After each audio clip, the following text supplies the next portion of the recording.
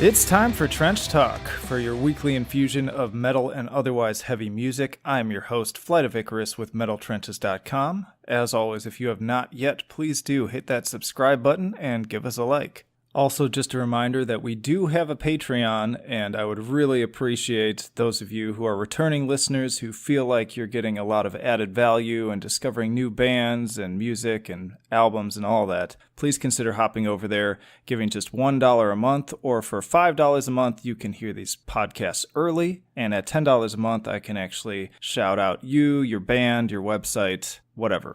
All right, so clearly we need to talk about the latest from Allegaeon, and I'm going to say it correctly this time because I've been saying it wrong in a lot of the past podcasts. But this is obviously a pretty highly anticipated album, and I have to say, a little bit disappointed. Actually, more than a little bit disappointed. I'm pretty bummed. I'm going to get to that, but first, just kind of a few things that I do like about this. And by the way, if you don't know, Allegaeon is a progressive death metal band out of Colorado.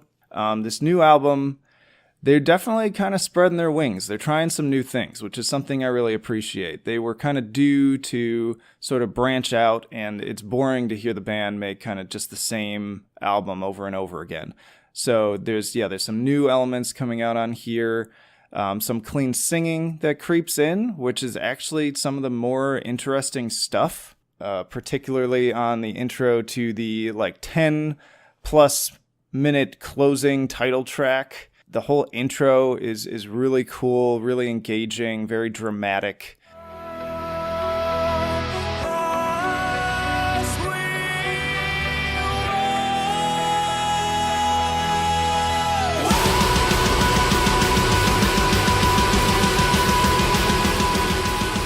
Also, Tsunami and Submergence has some kind of post-metal-y vibes, and again, that clean singing that I wasn't expecting, and I like that. Those were kind of the most interesting parts of the album for me. And then definitely the track Metaphobia is just a total banger. It's just really fun, it's fast, it's hard, it's everything I liked about their previous stuff.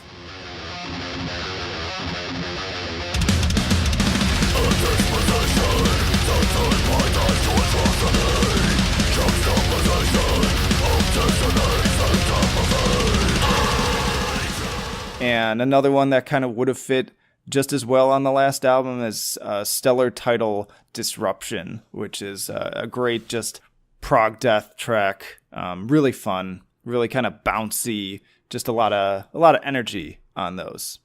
But the problems. So first and foremost, let me say I have been a very strong Allegaeon defender when it comes to the whole crowdfunding debacle, because there was a big ruckus when they came out and they started this crowdfunding campaign because they basically said, we want to focus more of our time on our music, and so we'd like you all to contribute so that we can basically salary ourselves so that we can do that, so that we can purely look at the music. And a lot of people made a stink about it. Some people had very strong opinions about how that's just not how things work and how that's lame and how it's taking advantage of fans or whatever. My take on it was, hey, if you have a fan base that's that supportive and that willing to just give you money because they appreciate your work so much, then you're doing something right. And more power to you and to them. Nobody's holding a gun to their head. If they decide voluntarily to do that, then great. No problem there. I have no issue. However, it's a double-edged sword, because with that comes, or at least should come, much higher expectations of the actual output. Because here's the thing. I am more than willing to give some leeway and apologize for a band when they put out a not-so-great album, because at the end of the day, I recognize that musicians, especially metal musicians, are just kind of starving artists, and they're just barely scraping by, and they're working 3 jobs on the side to keep a roof over their head. So, they're having to work jobs and manage their families and all this other stuff, and then squeeze in whatever time they can to write and practice and record, and then they're having to pay to get into the studio, and they end up putting in a bunch of money for that and marketing and all this other stuff. So it's hard, and I can appreciate that. So there's some level of like, okay, this album's not that great, but whatever, the next one will probably be better, and that's just the way things are. But now, if you're a salaried musician that does not have to work another job, and aside from family stuff, can fully immerse themselves into working on the next record, I'm not going to have that level of leeway for you. I'm going to have sky-high expectations that this should basically be the best album you've ever made. And so that was very much the expectation I had going into Aptopsis, if I'm pronouncing that correctly. And it just did not meet those expectations. Like, very, very much not the case. I would actually place this album in the same tier as the latest Fallujah album and last year's Bloodshot Dawn album, Reanimation. Because those were all albums that were coming from bands that had just kind of started to blow up and become really popular. People were really excited to hear new material from them. And each of them ended up putting out something that's, some people enjoyed. I'm seeing a lot of people who are sort of Fallujah apologists and really like the new album. And hey, that's fine. But I think for most people, we were disappointed. And I think Reanimation in particular is sort of the worst of those that just, I haven't even gone back and listened to that since I listened to it a bunch to review it. It's just not something that grabs my attention and makes me want to come back to it. And that's a problem. This is definitely better than that. It's more on par with Fallujah, maybe even a little bit better than the latest Fallujah. I'm still kind of struggling with that because they're very different though. They're very different in their approaches. And let me also say, I'm not interested in hate clicks like Metal Trenches and just myself. Like I'm focused on sharing with you all stuff that I think you should go out and listen to. If I hear an album and I absolutely hate it and I think it's terrible, I don't review it. I don't cover it because to me, if you're doing that, you're basically just kind of building up your own ego and like getting some laughs off. And it just doesn't feel right to kind of shit on something that you really had nothing to do with and you didn't put that level of effort into it. And, maybe there's more to it than you're recognizing. And also other people are going to like different things. So that just never feels right to me. I'm much more interested in sharing things that, I want you to go out and hear and buy and follow these bands and give them the support that they deserve. So with that said, that's still true with Allegaeon. Like, I really like these guys. I'm a fan. I think they're incredibly talented musicians. I think they put out some really great stuff. And again, on this album, there are some things that are really great, particularly like right off the bat with the opening track, Parthenogenesis, there's this amazing bass solo that sounds like something out of Dream Theater.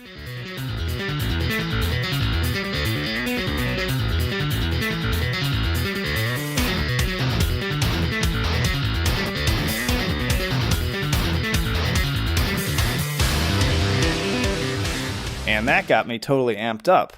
But then it sort of degrades into this sort of generic kind of rock riff that wasn't doing it for me. And there's just a lot of that duality on this album where there's some really strong high points that keep me in the know that, okay, these guys still have something big in them.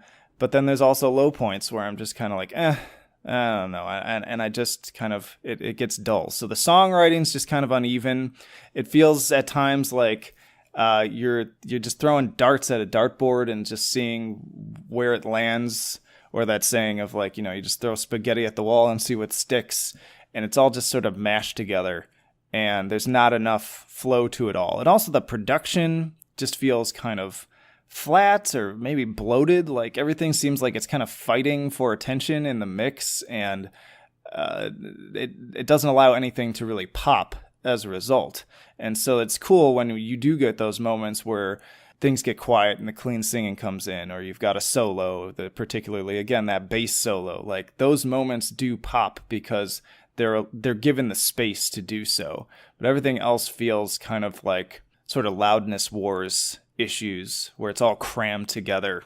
And the way I'm looking at this too, if Allegaeon, if you happen to be listening to this, take this as like a fan who wants to see you do better and thinks you're capable of better, basically. My take on friendship is a good friend calls you on your shit. If you have a friend who just is a yes man and just stands around and nods their head and tells you, oh yeah, man, that's really good. And everything you do is great. And oh, it's everyone else's fault when something goes wrong. And they're just focused on making you feel good about yourself constantly. They're not a good friend. Like a good friend pushes you to be your best self. And that's why I appreciate, some of the people I have around me who have very different opinions and also can be outright sort of mean and blunt with me. I appreciate that. It hurts sometimes, but that hurt allows me to grow and create better and do better and be better. And I get that from all sides. I think that's important. A good friend isn't focused on just making you feel good. They're also there to push you on some level. And that's how I want this criticism to be seen, as constructive, as somebody who would like to be seen as sort of a friend of the band and thinks they're capable of even better things than this and values, telling you that so that you can take that and make your next record even better. At the end of the day, what do I know? Because, I've played drums, I've played guitar, but I am by no means like a student of music. I'm not a stellar musician. And so this is very much just like a fan's criticism. But I know what I like, and having interacted with a lot of fans and been writing for a couple years now, focusing on just listening to music constantly every single day, I feel like I know what a lot of people like, or at least very, very much I know what I like. And I've got problems, and I think they're worthy of sharing.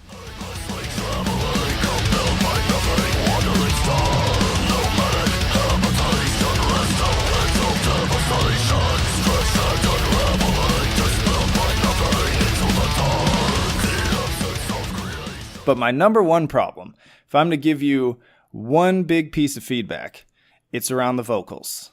This is where things really fall apart for me. And it's actually a criticism I've had of previous efforts too, is that this music just screams like diverse styles and different approaches, different genres getting mixed in, and there's a lot of things happening, and there's a lot of room for dynamics. But the one area where that's not happening is the vocals.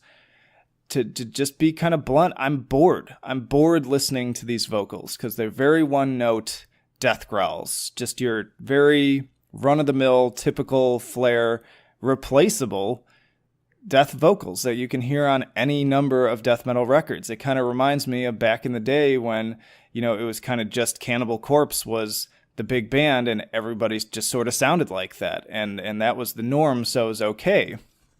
But it made me start thinking about the Black Dahlia murder. And say what you will about the Black Dahlia murder, but there's a reason why so many death metal vocalists have aped Trevor's style over the past several years. He wasn't the first to do it, and he wasn't the only one to do it, but they were like the big band that blew up and became popular. And part of what I think kept people coming back to listen to their albums was Trevor's approach, because there's just something about the range he has in his vocals that's very engaging and very enticing and very energetic, because he's got those deep death growls, but then he also swings up to those high-pitched blackened screeches, and he gets the staccato going, and he matches with the music really well. And he has got this great flow with the band that is so engaging. And again, like there's a reason why for the next decade after the Black Dahlia murder came out, we just had a slew of bands that kind of sounded like that, for better or worse, but people liked it. People responded to that. And now it's gone to an even greater degree where there's definitely death metal vocalists out there that have a way wider range than Trevor has. They're mixing in the pig squeals with the gutturals and the regular kind of basic growls, but then they've got the high-pitched, more black metal screams and screeches, and then they throw the clean singing in there. And not only do I love that, but I just think Allegaeon's music screams for that. Like, that's what, more than anything, this album and this band needs. is just a lot more dynamics to the vocals to match what the rest of the instrumentation is doing. And that's, again, not me crapping on your vocalist, but it's just sort of a challenge to you that if you want to push your band to the next level and you really want to earn that money that you're taking in from the fans, I think that's the place to put the attention, is to figure out how do we expand on that? How do we get better with that? And also, if Allegaeon is listening and they want to come on the show and talk about this and either argue with me about how they disagree with me or just have a conversation about the album and directions moving forward, I'm more than willing to do that. Anyone who comes on the podcast, I consider a friend after we talk, whether I liked your album or not. So totally willing to do that. Again, this is just my 2 cents. I'm definitely not the end-all, be-all of musical opinions out there. There's going to be people who vastly disagree with me, which is just something great about music in general, is that there's a lot of different opinions. So all that said, I recommend checking it out, giving it a listen. I'm really curious to what other people think, posting that in the comments or sharing that with me on social media. But for me, this is just very much kind of a C+, verging on a B- kind of a record. It's still decent. Like it's above average metal. There's a lot of cool stuff going on and it's well performed, but there's enough areas needed for improvement that I can't put it in the same tier as, and let's just face it, 2019 is a huge year for progressive and technical death metal right now. You've got Equipoise freaking charting on Billboard, and then you've got the re-recorded Inferi album, you got Warforged, you just got the Artisan Era in general killing it, and all these other albums coming out too that were just amazing. And then also in last year with like Rivers of Nile and all of that stuff. This just, it's not to that level, and I'd like to see it get there.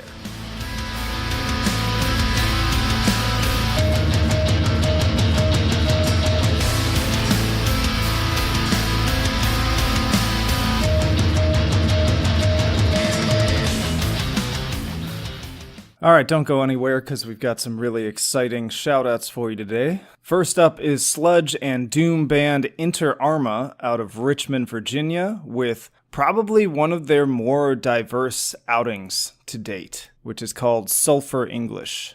I'd recommend Arma to fans of Seer, Alaskan, and Monolith. And I've said before, I'm not a big Doom fan. There's a very particular type of Doom that just seems to do it just right for me. And Arma fall into that category. And I have to say specifically with this album, there's a lot of different approaches within the kind of different subsects of Doom to keep things interesting and give you a much broader experience. You've got tracks like Citadel, which is like this big, lumbering giant with these massive sustained riffs kind of mimicking his footsteps, and then these big, echoing death growls. But then you've got tracks like Howling Lands, which takes notes more so from like Lord Mantis, with kind of more blackened vocals, more evil atmosphere, super harsh, super dirty. And then on top of that, the entire second half, after the very kind of panopticon-ish acoustic campfire folk of Stillness, takes a more kind of droning experimental approach. A lot more clean vocals here. Kind of reminds me of like Cult Leader. Very hypnotic, very haunting. So just an overall really solid album. Perhaps their most accomplished and expansive to date. Definitely give this one a listen.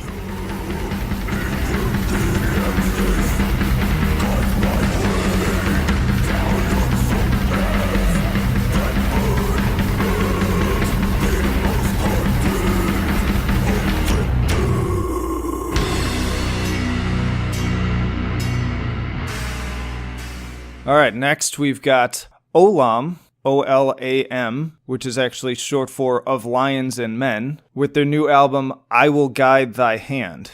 This is a hardcore, mathcore trio influenced by bands like Converge, Botch, Baptist. They also threw Russian Circles in their influences, which was an interesting one. They're based out of Indianapolis, and I can't say enough good things about this record. It's the type of album that really excites me from just a Metal Trenches standpoint, because this is the type of album that I'm sure comes out all the time that I never even find out about and is really amazing and nobody gets to hear it.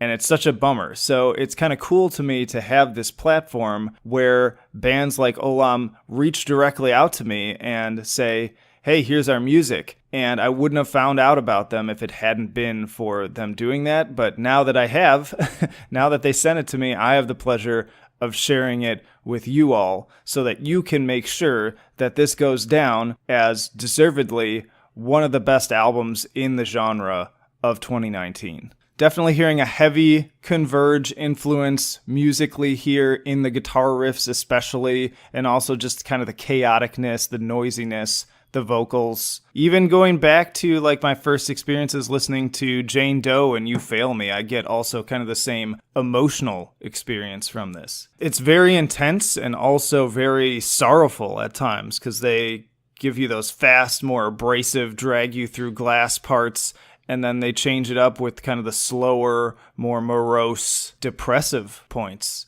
And it's all just very beautiful. And as an added layer, as some of you may know, I'm a licensed professional counselor. That's my day job. I have a whole other podcast and channel dedicated to just sort of my mental health related musings on what's going on in pop culture, politics, social issues today. And I'm a specialist in trauma. I've been working with trauma for the past better part of a decade. And so it's cool to get this album because they described it as a lyrical and musical journey through a traumatic experience. And I have to say, trauma is a complex thing. It's this weird mixture of anxiety, doubt, confusion, and especially loss of control that's really difficult to put into words. In fact, I think most of the time, words sort of fail to truly describe what I've seen on a day-to-day basis over almost 10 years now. But Olam have really put that feeling to music in such a beautiful, concise way. And I think it's just a better illustration of what it is to experience and work through trauma than anything I've seen written. So kudos to them. I think that's a big reason why I'm so interested in music, especially metal music and just kind of harsher, raw styles of music, because it has that layer of just sort of vulnerability and intensity, and you can tell when someone's being genuine and they've really gone through something. It comes through in the music. So hats off to Olam. Definitely check out this album. It's fantastic. You can get it on Bandcamp. Listen to it, share it with everyone you know, and definitely buy it because these guys deserve a lot more attention.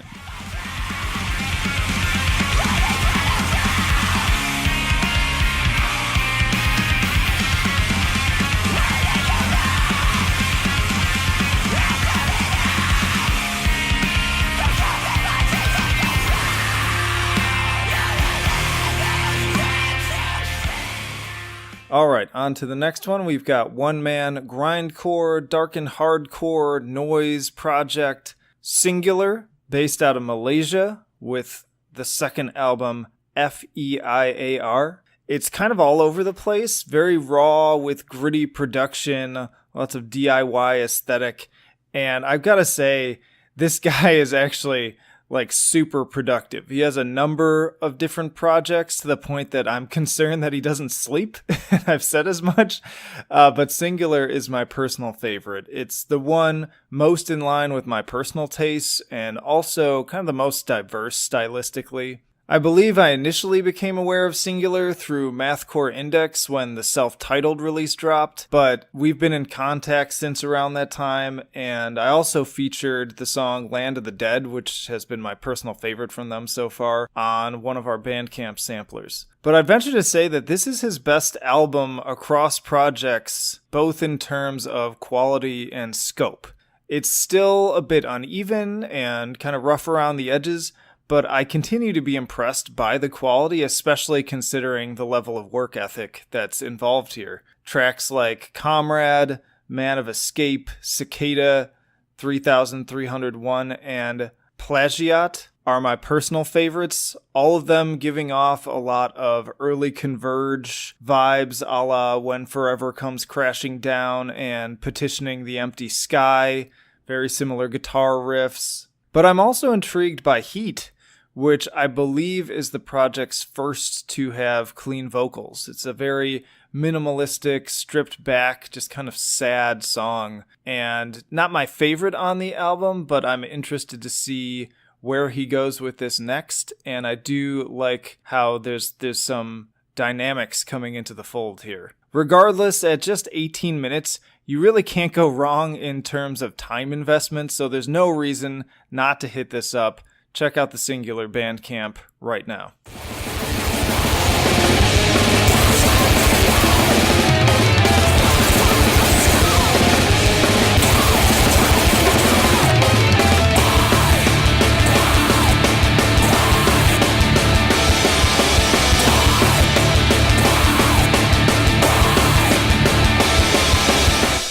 And finally, let's jump ahead a little bit and talk about Murg. This is a Swedish black metal duo with their third album, Strävan, from Nordvis Production. This album is actually the third part of a trilogy that started with Varg och Björn, which translates to Wolf and Bear, and that was the album that introduced me to Merg and caused me to subsequently very quickly fall in love with them. That was an album that, it was just so simple, but perfect. It was just like the perfect, simple black metal album that I could not put down, listen to over and over again. Has similar vibes to kind of like Take, these kind of swinging guitars, and just that classic second wave atmosphere. Really great stuff. But then they followed that up with Gudetal, which I'm probably, again, butchering pronunciations as always, which translates to God Pine, and I did not like that album at all. I was very let down by it. I actually have not gone back to it since. I tried it a few times, hoping it would grow on me because of how much I love their debut, but it just didn't do it for me. I found it to be rather boring, kind of uninteresting musically, and it just wasn't for me. But I'm happy to say that with this third and final chapter, it feels like a return to form. It's much more aligned with the first album stylistically, and again, if you're just looking for a really solid black metal album that more or less sticks to the format, sticks to the blueprint, but does it really well, this is where it's at. If you're interested to know more kind of about the concept here, this third part has to do where humankind no longer exists and now some new form has been created. It's some perfect beast, as they put it, born to sacrifice itself to end the entire universe. Just kind of reading out of the press release here, Strävan is the long audial march to the altar of cosmic destruction. Well, it doesn't get much more grim than that, does it? And yet, strangely, the music is kind of enjoyable. There's kind of a strange, like, warmth to it. I don't know how to describe it. But yeah, just a really solid, consistent 8 tracks on this thing. Chris will actually be doing the written review for this one, so I'm interested to hear what he has to say about it, but I do recall us exchanging words about very much appreciating what they put out this time around. So yeah, Merg, great stuff. Pick it up on April 26th.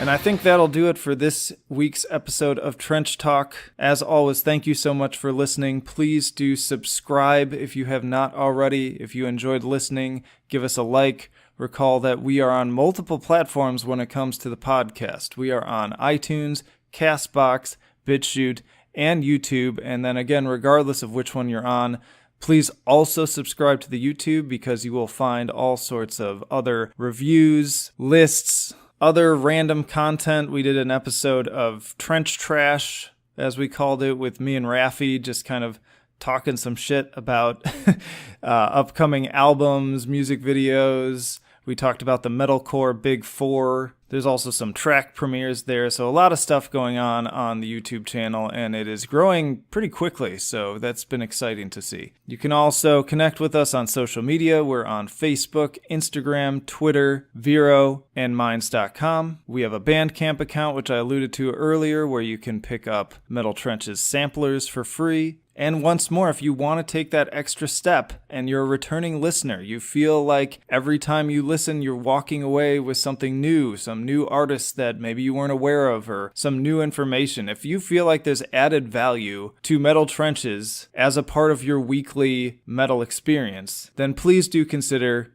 contributing to our Patreon. All of this stuff, the bands, the albums, links to everything that I'm discussing are down below in description.